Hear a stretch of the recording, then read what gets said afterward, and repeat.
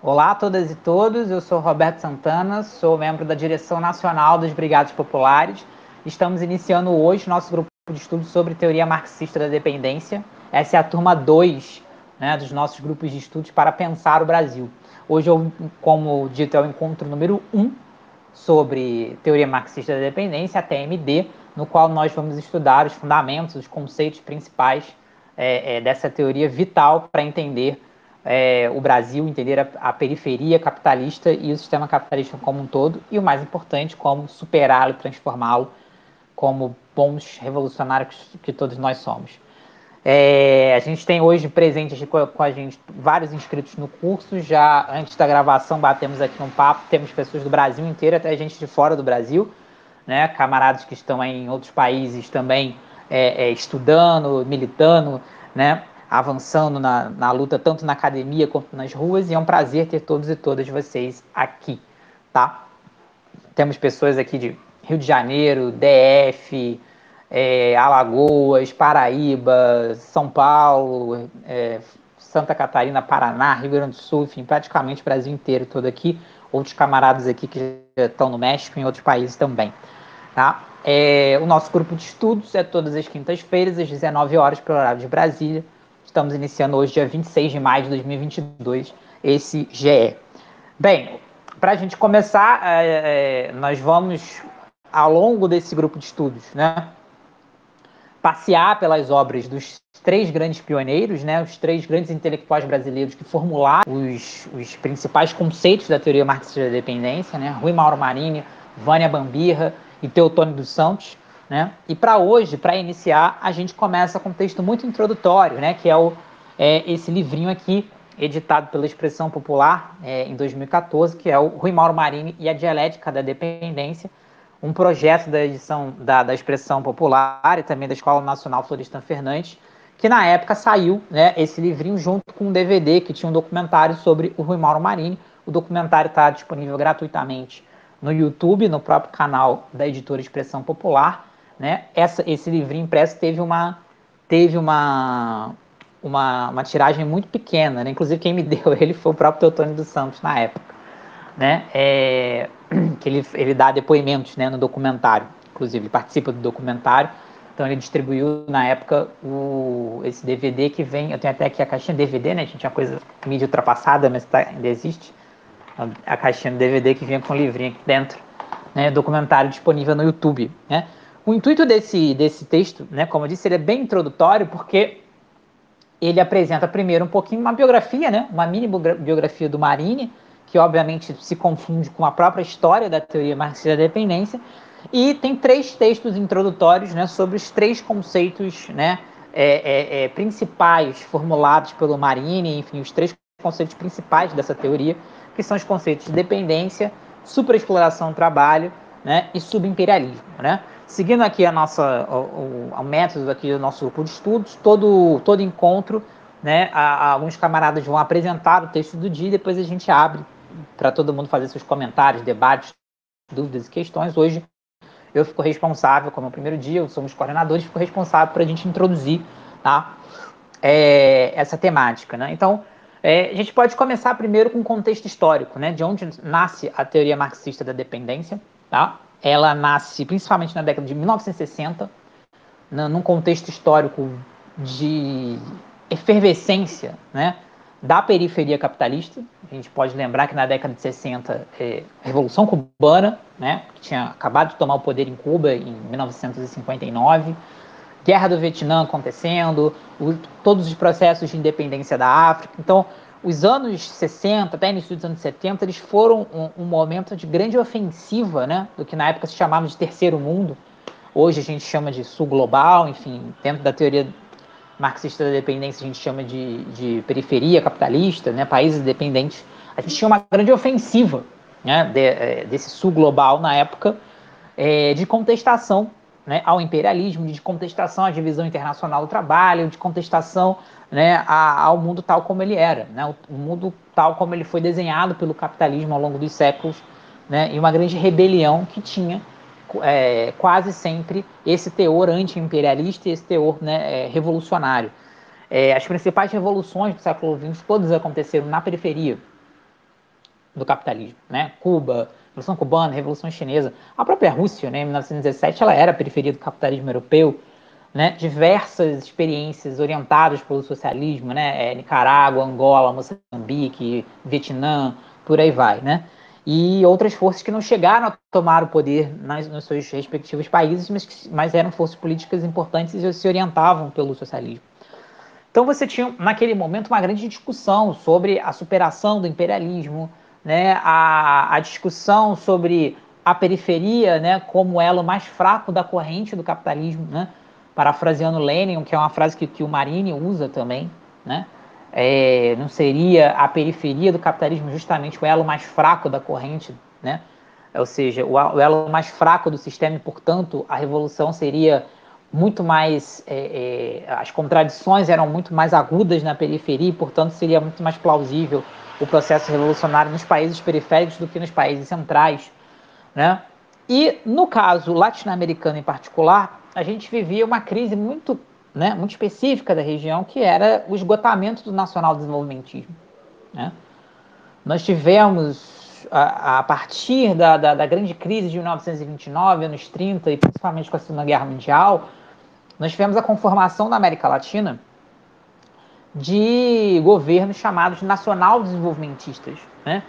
Que, devido àquela janela, né, da crise de 29, depois da Segunda Guerra Mundial, passaram por um processo de industrialização, tá? Passaram por um processo, digamos, de, entre aspas, de modernização das suas sociedades, apresentando cada vez mais características de uma sociedade capitalista, né, realmente plena, né, com formação das classes sociais específicas do capitalismo, né, burguesia, proletariado, etc.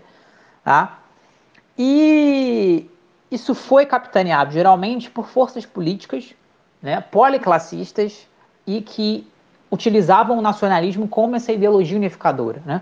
O caso do Brasil é o varguismo, né, o trabalhismo de Getúlio Vargas, né, que conseguia unir desde setores da burguesia, né, até setores numerosos da classe trabalhadora, né?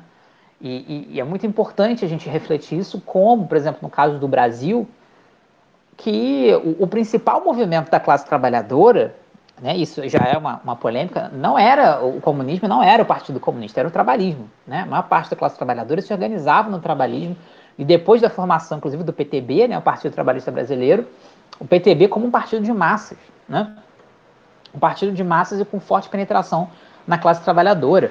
O caso argentino, por exemplo, é ainda mais notório, né? O peronismo é uma ideologia que mobiliza amplos setores da esquerda e da direita, e tem um setor de esquerda, né, bem nacionalista, né, e que sempre foi a força condicionante da política argentina, né? Inclusive o peronismo ele tem uma força na sociedade argentina que o trabalhismo varguista nunca conseguiu alcançar na sociedade brasileira, né? Mas fato que esses processos de industrialização, né, de modernização, entre aspas, das sociedades, né, de organização social, esse nacionalismo como ideologia, né, a ideologia que move esse processo, né, de desenvolvimentismo, ele entra em crise a partir da década de 60, né? E é justamente essa crise, ela se dá pelo avanço, né, do imperialismo, principalmente do imperialismo estadunidense, né, de que aquela janela que existiu para processos, né, de desenvolvimento, né, tentativas, na verdade, de desenvolvimento autônomo capitalista na região, ela se fecha, né? Essa janela que se abre lá na Segunda Guerra Mundial, ela se fecha a partir do momento que as contradições com o imperialismo se tornam insolúveis, né? Então, a constituição de um parque industrial e até de alguma indústria nacional em países como Brasil, Argentina, México, em menor medida Colômbia, Chile, Uruguai, né? Essa janela ela se fecha a partir do momento que as grandes transnacionais norte-americanas, principalmente, mas também europeias, elas começam a investir diretamente, né, nesses países, né? E com isso elas cessam, né, o desenvolvimento de tecnologia própria desses países, tá? E isso se dá muito visível no setor, por exemplo, no setor automobilístico, né? a industrialização brasileira ela vem na substituição de importações, né? Ela primeiro faz a substituição da indústria leve, né? Aquela indústria de consumo, né? Vestuário, produtos de higiene, etc. Ela, com Vargas, ela toma, né? O rumo das indústrias de base, né? Siderurgia, metalurgia, etc. Eletricidade, tudo mais. E aí, quando chega, né, no momento de você entrar na indústria de bens duráveis, automóveis, eletrodomésticos, etc., é nesse momento que ela é interrompida pelo avanço do imperialismo norte-americano. Né? O Brasil ele nunca conseguiu, por exemplo, ter uma marca de carros, né, de automóveis, né, brasileiro. Né? Porque as contradições com o imperialismo naquele momento, né, fizeram com que essas empresas de fora entrassem nos mercados internos desses países e colocassem diretamente as suas marcas, né? Não deixando se desenvolver na plenitude esses setores, né, de bens duráveis. Isso significa o quê? Isso significa que essa tecnologia industrial, que na época era o que existia de mais avançado, não vai ser dominada por esses países. Esse processo de nacional desenvolvimentismo, que era uma utopia de construção de um capitalismo autônomo, ele, né, ele é atravancado, né?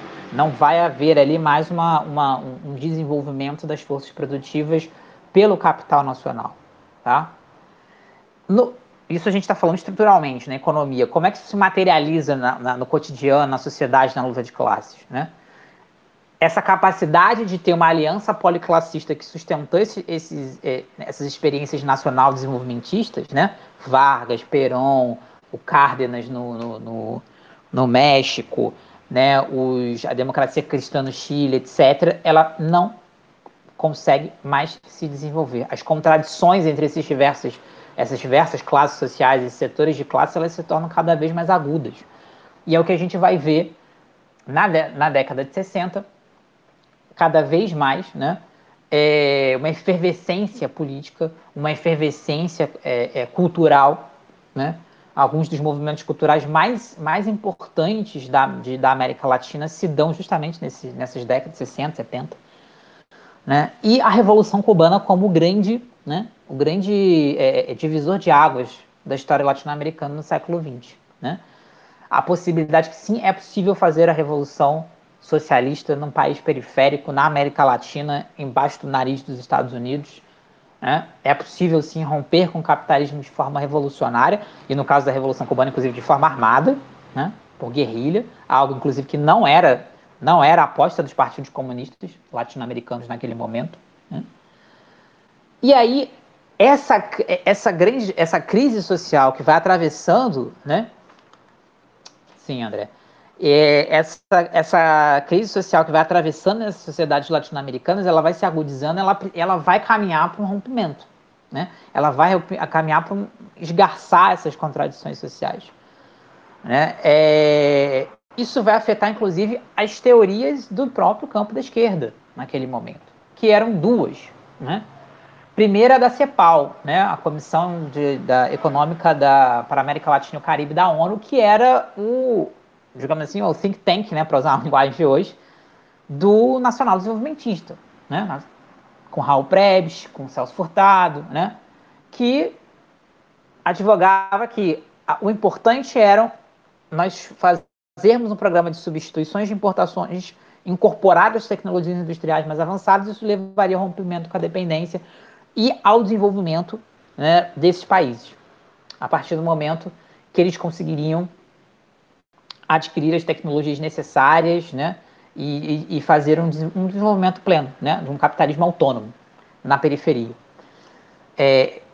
A gente não vai entrar nem nos liberais, né? Porque a forma de pensar dos liberais daquela época é a mesma de hoje, né? A gente vive um momento atrasado em relação aos países centrais, por isso que eles trabalham com a noção de, né, países em desenvolvimento, como se a gente estivesse trilhando o mesmo caminho que os países, né, ditos desenvolvidos já fizeram, e a gente lá na frente vamos chegar no nível deles, quando não se sabe, né? Era a tese dos liberais lá, continua hoje em dia, porque, enfim, eles são liberais, né? A gente sabe como o pensamento deles é limitado.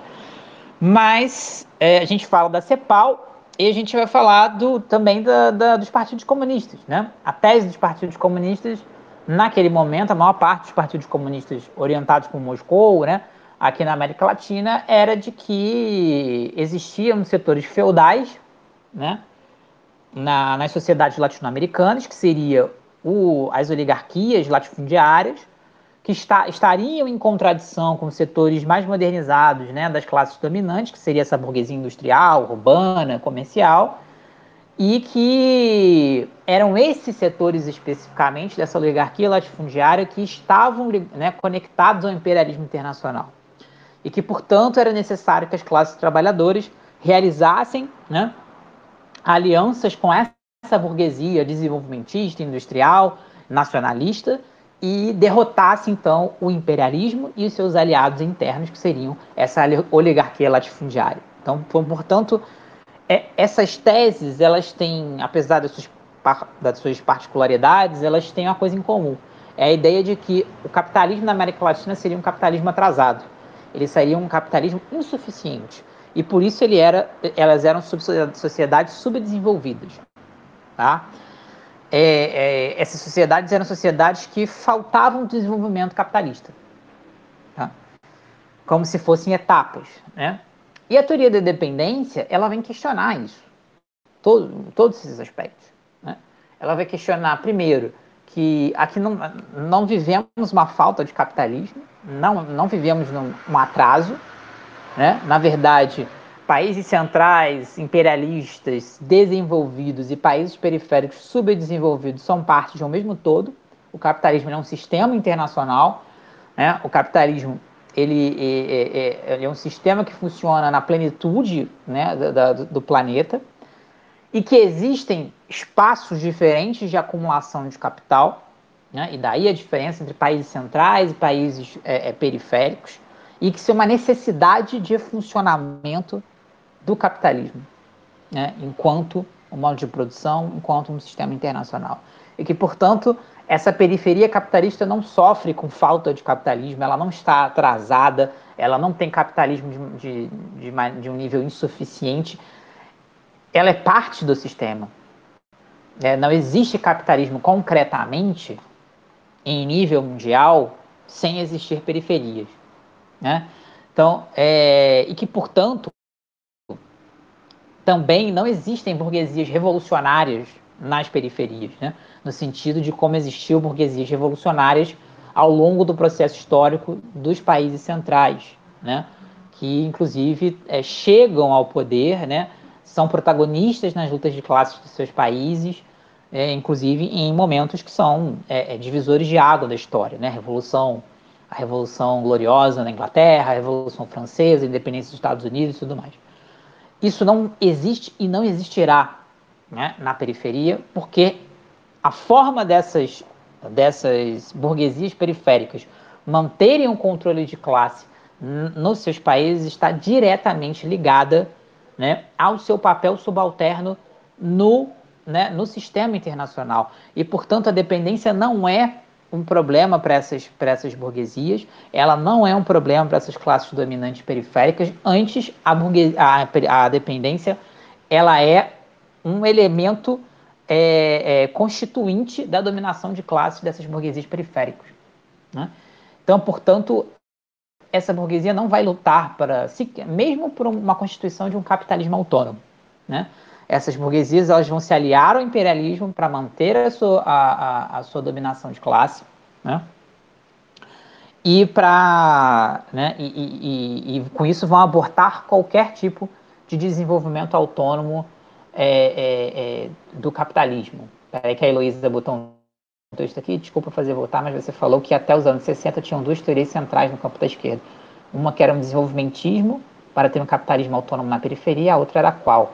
Era a tese dos partidos comunistas de que era necessário uma aliança da classe trabalhadora com a burguesia nacionalista, né, dos países periféricos contra, né, o latifúndio, né, a oligarquia latifundiária, que esta sim, a oligarquia latifundiária, que seria os aliados do imperialismo nos países periféricos. Né? Essa era a tese dos partidos comunistas daquela época. Tá? Que era... Como é que era o nome? Era a teoria da anti-imperialismo e... Esqueci agora o nome que se dava. Mas, enfim. A tese de que a aliança entre burguesia industrial e proletariado formaria um bloco anti-imperialista, porque, né, a burguesia industrial, ou a maior parte da burguesia industrial, seria nacionalista. E o desenrolar da história mostrou como a teoria marxista da dependência estava correta, né? A burguesia industrial liquidou qualquer tipo de traço nacionalista que ela tinha, se aliou a essa tal, né, a oligarquia latifundiária mais atrasada, se aliou ao imperialismo para sufocar o movimento dos trabalhadores de forma extremamente violenta, né? Isso, e a forma histórica, política que se deu foram as ditaduras de segurança nacional, dos anos 60, 70 até os anos 80, né? No caso aqui no Brasil, começando com o golpe de 64, tá? Então, o capitalismo dependente, ele não é uma anomalia no sistema. O capitalismo dependente, ele é uma forma específica de capitalismo, tá? Se a gente for analisar ele de maneira autônoma, ele é uma forma específica de capitalismo. E se a gente for analisar ele como parte do todo, né, na totalidade, ele é uma parte de um sistema internacional, entendendo o capitalismo como um modo de produção internacional, o primeiro modo de produção na história da humanidade, que abarca o planeta inteiro, tá? Que abarca toda a humanidade, e ele não funciona, tá? Sem uma divisão internacional do trabalho, e que, portanto, existirão países centrais e países periféricos. Tá? Isso responde à necessidade de acumulação de capital, né, e etc., que a gente vai ver mais especificamente ao longo dos nossos encontros, e que vai dar, inclusive, a teoria marxista da dependência vai influenciar depois, inclusive, a formação da teoria do sistema mundo, né, que vai compreender o capitalismo como sistema internacional. Aí já é outro grupo de estudos. Mas vai ter um texto do Teotônio lá na frente que ele vai abarcar isso aqui nos nossos encontros, né? E aí, só para a gente fechar essa definição, aqui no nosso texto, na página 59, né, que tem uma parte que cita, né, uma parte do Marini que ele cita, é citado aqui, né? De acordo com essa visão, a dependência não é apenas fruto de uma relação externa de subordinação a outros países, mas surge igualmente da especificidade das relações internas de exploração. Então, a dependência, ela não é só um processo de dominação de países desenvolvidos sobre países subdesenvolvidos, né? Existe esse elemento, mas ela não é só isso. Ela é a própria forma de reprodução das relações capitalistas dentro dos países dependentes. Tá? Então, existe uma dialética aí externa e interna, né? Na perspectiva de Marini e de parte da esquerda revolucionária daquele período, o capitalismo latino-americano não podia ser visto como um capitalismo ainda insuficiente. Aqui, o desenvolvimento desse sistema esteve marcado pelo passado colonial, pela inserção subordinada da ex-colônia na divisão internacional do trabalho e pelas transformações qualitativas que esta sofreu com a emergência do imperialismo como fase monopolista do desenvolvimento capitalista. Isso não significava falta de capitalismo, mas sim a formação de um capitalismo dependente, né? Então, não é falta de capitalismo, não é um atraso, é parte do próprio sistema, né? E, especificamente, é um capitalismo com características próprias e que, portanto, ele precisava ser estudado para que aquelas leis tendenciais de funcionamento do capitalismo que o Marx, né, formulou no século XIX fossem aplicadas na periferia e aí se percebesse as especificidades de que maneira ela se manifestava nesse espaço, tá, da periferia capitalista, né? E aí o Marini, ele vai, né, o Marini e todos os outros, né, mas principalmente o Marini, tá, ele vai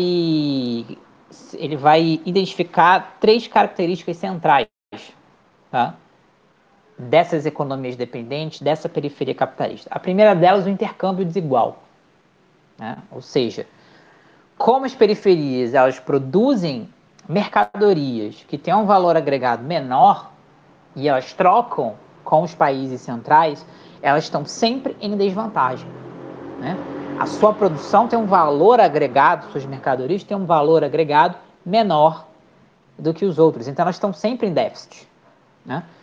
Devido a todo o processo de colonização, né? Do colonialismo, escravidão e tudo mais. E depois, como um país independente, as nações latino-americanas se especializaram em uma produção primária, né? Agropecuária, agropecuária, mineração, né, e por aí vai. E enquanto compravam os produtos industrializados dos países centrais. Depois, com o desenvolvimento ao longo do século XX, alguns países periféricos se industrializam, no caso do Brasil, inclusive, isso vai se complexificando mais, a gente vai ver isso ao longo do grupo de estudos. Né? Hoje, inclusive, com a globalização neoliberal e tal, ainda se torna mais específico. Então, intercâmbio é desigual, primeira característica desses países periféricos. A segunda é a superexploração do trabalho. Né? Ou seja, o processo de extração de mais-valia, né, ou de mais-valor do trabalhador, ele tem uma especificidade, né, no capitalismo dependente. A superexploração do trabalho, ela não é nomeada dessa forma na obra do Marx, né, no Capital, mas o Marx, hoje a gente, com o conceito de superexploração do trabalho bem desenvolvido, se a gente for ler o Capital de novo, a gente vai ver momentos que o Marx ele chega a tangenciar isso. Né? Então, o Marx já percebia que existiam formas de superexploração do trabalho. Mas nas economias centrais, isso não é a norma. Isso existe em momentos específicos, sejam em determinadas profissões, ou seja, em determinados momentos históricos, de crise, etc. O que o Marinho diz pra gente é que a superexploração do trabalho, ela é a norma. Né? Ela é a norma, tá? No capitalismo dependente. Né? Ela é a forma como a exploração do trabalho se manifesta nos países chamados periféricos. A gente já vai aprofundar um pouquinho mais a superexploração do trabalho. E a terceira característica central dessas economias dependentes é a agudização das contradições inerentes ao ciclo do capital. Né? Ou seja, traduzindo, aquele ciclo do capital que a gente vê lá no Capital do Marx, né? Dinheiro, né, que é investido, que compra meios de produção, compra força de trabalho, faz o processo de produção das mercadorias, para que você tenha uma nova mercadoria agora, né, produzida, acrescida do valor, né, feito pelo trabalho no processo de produção. E essa mercadoria precisa ser vendida no mercado para que se tenha mais dinheiro, né, que é o que vai gerar o lucro do capital. Isso, no país periférico, ele acontece de maneira muito específica. Por quê? Porque as mercadorias do país periférico, elas não circulam, na maior parte, no país periférico. Elas circulam no mercado internacional. Né? Então, esse valor produzido em formas de mercadorias nos países periféricos, ele vai circular pelo mundo e esse mais valor, essa mais-valia, né? E, consequentemente, o lucro, ele é realizado, né? Ele é realizado em âmbito internacional. Então, portanto, essa mais-valia extraída dos trabalhadores e trabalhadoras da periferia, ela tem que ser dividida com as burguesias centrais. Né? Ela não é apropriada na sua totalidade ou na sua grande maioria pelas burguesias periféricas, pelas burguesias dos países periféricos. Mais do que isso, não só esse ciclo do capital, esse ciclo, né, da mercadoria, do dinheiro, mas a própria estrutura do capitalismo dependente, ela leva à evasão de valor dos países periféricos. Porque lembrando, os países periféricos estão sempre em déficit, né, de balança comercial. Eles precisam de contrair empréstimos, eles precisam, né, recorrer à banca financeira internacional. Isso é endividamento. E esse endividamento vai ser cobrado em forma de juros, de amortizações. É mais valor produzido no país periférico que sai e vai para os países centrais. Né? Esses países periféricos vão receber empresas internacionais que vão fazer a sua produção aqui e vão fazer remessa de lucros para fora. Mais valor produzido em países periféricos que é bombeado para fora. Né? Como dizia o Brizola, são as bombas de sucção, né, da dívida, né, que vão sendo os valores que vão sendo produzidos na periferia e que vão sendo remetidos para fora, que não são reinvestidos internamente. Então, há uma série, né, de riqueza, uma série de valores que são produzidos no espaço do capitalismo dependente, mas não são reinvestidos aqui.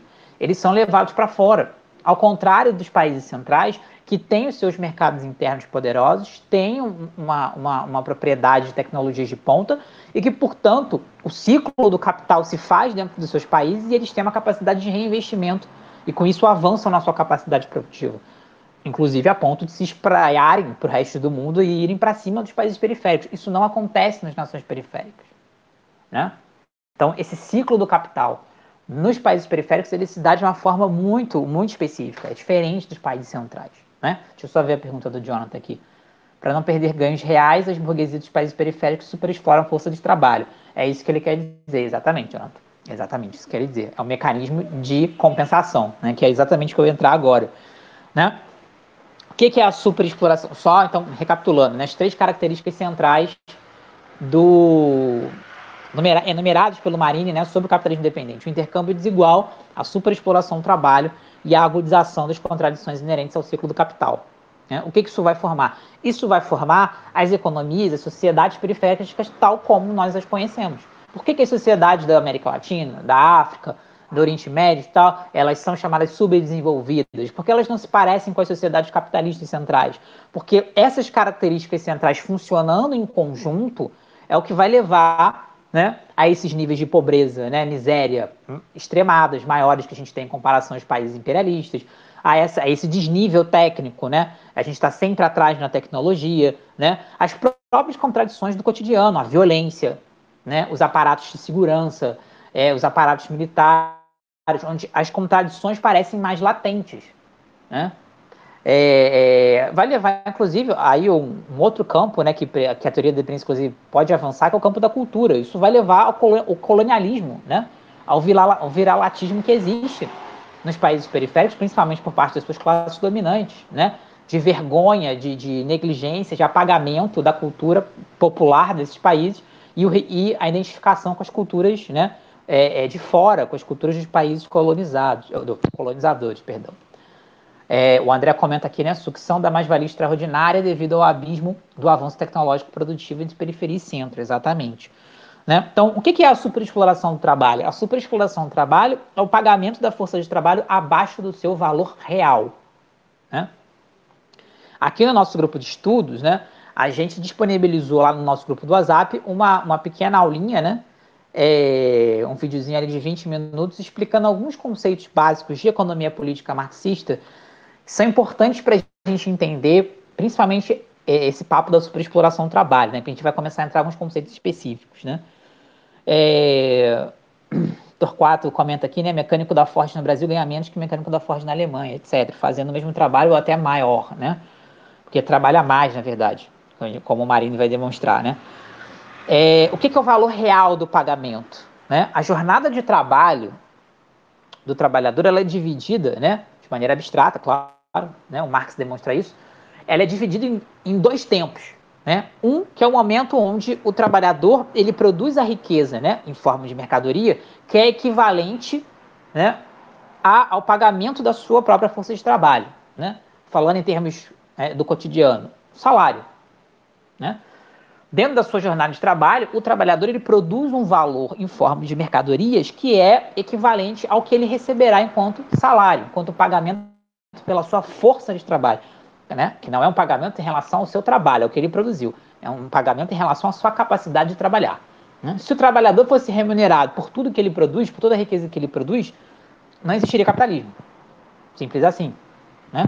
É justamente a produção de excedente, né, de um valor excedente, trabalhar para além do pagamento da sua força de trabalho, que é onde está o segredo do funcionamento do capitalismo, porque é ali que se dá a exploração.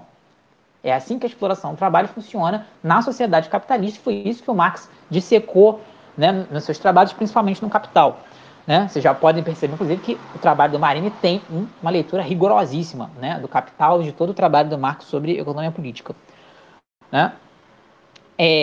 Crítica da economia política. Né?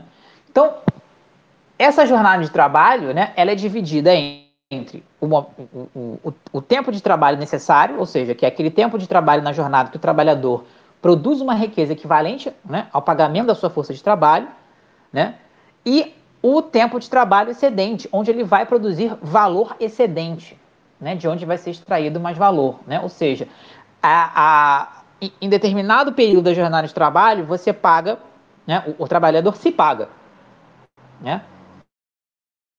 É o tempo de trabalho necessário para a reprodução da sua força de trabalho, ou seja, literalmente falando, né, é o momento onde o trabalhador vai ganhar o salário que é o suficiente do quê? Para ele comer, se alimentar, pagar o aluguel da casa, etc. Né, que é o necessário para ele se manter vivo, porque no dia seguinte ele tem que voltar e continuar trabalhando. Por isso, a reprodução da força de trabalho é literalmente a reprodução da força de trabalho, é manter a pessoa viva, né, o trabalhador vivo, para que ele volte no dia seguinte e continue o processo de produção. Tá? E chega a partir de um determinado momento que o seu salário está pago e ele continua trabalhando, ele continua produzindo valor. Para onde vai aquele valor? Aquele valor se cristaliza na mercadoria que ele vai fazer, por exemplo, mercadoria, sei lá, livro, uma gráfica, por exemplo, um trabalhador de gráfica está lá. Ele produz um valor equivalente, né, equivalente ao seu salário e depois ele continua produzindo. Né? E aquilo vai ser, né, o cerne do mais valor. Por quê? Essa mercadoria está cristalizada, que né, o trabalho desse trabalhador, ela vai ser vendida no mercado, né, e o capitalista, o dono da gráfica lá, vai, a partir da venda da mercadoria, vai obter o lucro. Né? Então, o cerne da exploração ao trabalho no capitalismo está exatamente aí. O que o Marini vai dizer? O que o Marini está procurando quando ele está fazendo a teoria de dependência? Ele precisa explicar, por A mais B, utilizando, né, a teoria do valor do Marx, por que as sociedades capitalistas dependentes são tal como são. Né? Por que os trabalhadores na periferia são mais pobres que os trabalhadores nos países centrais? Né? Por que se recebe menos? Por que as condições de trabalho são piores? Por que se morre mais gente trabalhando na periferia do que lá? Né? Então, ele está fazendo uma economia política do capitalismo dependente. Ele quer explicar isso. Por isso, ele vai ao cerne da questão. E aí que ele acha a explicação. Né? E ele constrói a sua teoria. Na periferia, existe, né, uma violação do tempo de trabalho necessário, que é aquele tempo de trabalho, né, que é o tempo onde o trabalhador vai produzir a sua remuneração, né? Vai produzir o valor necessário para a reprodução da sua vida, para a reprodução da sua força de trabalho. Tá? No capitalismo periférico, né, vai haver uma compressão desse tempo de trabalho necessário ao extremo. Essa força de trabalho ela vai ser paga muito abaixo do seu valor real, tá? Que seria o valor real, é o valor necessário para ele ficar vivo, né? Não é um valor que nós gostaríamos de ser pago, tá? Vai ter uma compressão desse tempo de trabalho necessário para que o máximo possível de tempo de produção seja dedicada para a produção de valor excedente, de uma maneira completamente mais aprofundada, mais brutal do que é realizado nos países centrais. E é por isso que a remuneração é menor, e é por isso que as condições de trabalho são piores, e é por isso, né, que as nossas sociedades são subdesenvolvidas e têm níveis de pobreza, de miséria, de violência muito piores do que os países capitalistas centrais. Então, o Marino, quando ele formula essa teoria, ele está estudando, ele está pegando, fazendo taxa de exploração, ele está num nível de abstração de marxismo altíssimo, altíssimo, tá? Ele descobre que existe na periferia um aumento do tempo total de produção sem um aumento equivalente no tempo de trabalho necessário. Traduzindo, se trabalha muito mais, se desgasta muito mais no processo de trabalho nos países periféricos do que nos centrais. Né? Então, o que acontece é que esse trabalhador ele não consegue, né, receber de uma forma que sacie as suas necessidades mais básicas. Né? E por isso da pobreza, da miséria, né, na periferia capitalista, e por isso do adoecimento, das péssimas condições de saúde, péssimas condições de moradia. Né? Existe uma explicação de economia política hard, profunda, do porquê que as nossas sociedades são tal como elas são. E é isso que conceitua e formula isso, é o trabalho do Marini. Né? E, além disso, para além do pagamento da força de trabalho, né, abaixo do seu valor real, né, que é o cerne da economia política no capitalismo dependente, a superexploração do trabalho ela também é necessária porque ela é um mecanismo de compensação. Tá? Em relação ao ciclo do capital na economia dependente, que a gente acabou de falar. né, esse ciclo do capital na economia independente, que é diferente dos países centrais, que é feito em nível internacional, e que boa parte desse valor não retorna e não é reinvestido nas economias periféricas, porque ele é compartilhado, como ele circula o mundo, ele acaba sendo compartilhado com as burguesias dos países imperialistas. E, portanto, essas burguesias periféricas elas lucram menos. Elas acionam a superexploração do trabalho como um mecanismo de compensação, para aumentar a taxa de exploração, para aumentar, né, a produtividade e, com isso, aumentar, né, a extração de mais-valia da classe trabalhadora dos países periféricos. Tá?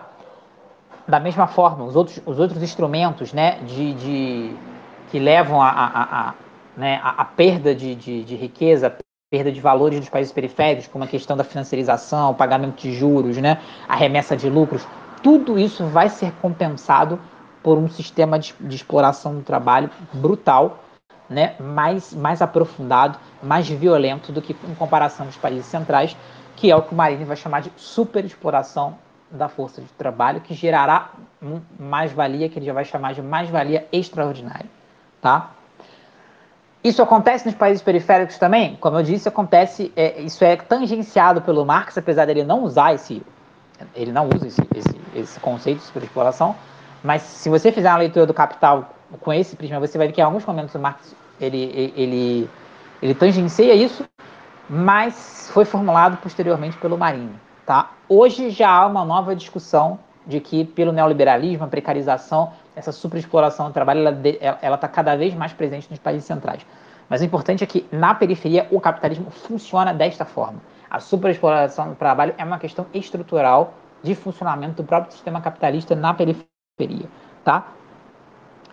Então, as burguesias brasileiras, as burguesias latino-americanas, elas vão escolher a superexploração do trabalho, o desenvolvimento, né, o aprofundamento da exploração com essas características específicas, do que aumentar a capacidade de desenvolvimento produtivo.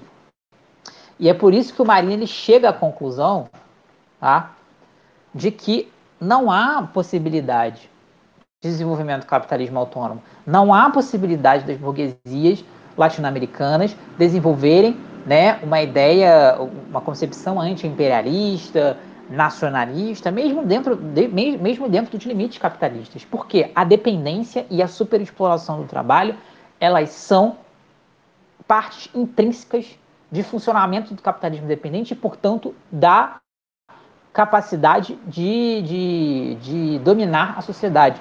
São partes intrínsecas da dominação de classe dessas burguesias latino-americanas. Sua conexão com o imperialismo, mesmo de maneira subalterna, o manejo da superexploração do trabalho e a